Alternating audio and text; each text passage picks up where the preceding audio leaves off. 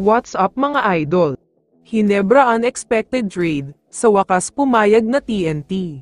Pero bago mo sana ipagpatuloy ang panonood mo, ay huwag mong kalimutan na mag-subscribe bilang suporta sa aking YouTube channel. Maraming salamat idol. Isingit lang sandali natin ang balita tungkol sa Magnolia, dahil naglabas ng posibleng senaryo ang Spin.ph. At sinasabing ang Magnolia daw ang may pinakamataas na chance na malaglag kapag nagkaroon ng tie. Ang posible kasing maging tabla sa standing ay NLEX, SMB at Magnolia, kapag nangyari ito ay paalam na sa hotshots, dahil sila ang may pinakamababang quotient system, kaya mukhang malabo na talaga sila makapasok sa playoffs. Samantala, gumaganda na talaga ang laro ngayon ng Barangay Hinebra. Nakita nating lahat yan sa naging laban nila kontra sa Rain or Shine, kung saan tinambakan nila ang mga ito at hindi binigyan ng chance na makalamang. Ibang klase na talaga ang chemistry nila, lalo na ang chemistry ni na Stephen Holt, RJ Abarientos at Troy Rosario. Sila ang bumuhat sa team kaya ang lakas nila ngayon. Grabe ang mga naging ambag nila sa panalong ito.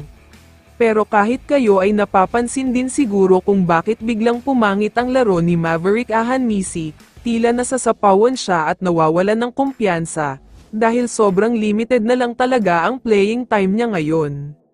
Pati nga ang mga commentators ay nagtataka at napapatanong, kung bakit nasa loob pa ng court si Ahanmisi kahit malapit na matapos ang laban, lahat ng kasama niya ay bench players na pero siya ay wala pa. Kaya naman ayon sa multiple sources, balak na daw talagang bitawan ng Hinebra itong si Maverick Ahanmisi, dahil tulad na nga ng sabi ko ay unti-unti na siya mawawalan ng playing time at baka lumubog lang ang laro niya dito. Isasama na daw ng Hinebra ang kanilang injured player na si Isa Apgo, mukhang wala na daw kasing chance na babalik pa siya sa dating laro niya, kaya mas mabuti pang bitawan na lang siya at mapakinabangan ng iba. Ang kukunin nga nila ay ang explosive guard ng TNT na si Mikey Williams. Aminado si Mikey na gustong-gusto na niyang makabalik sa PBA. Gusto na din niya bumalik sa TNT pero mukhang ayaw na daw sa kanya ng mga ito.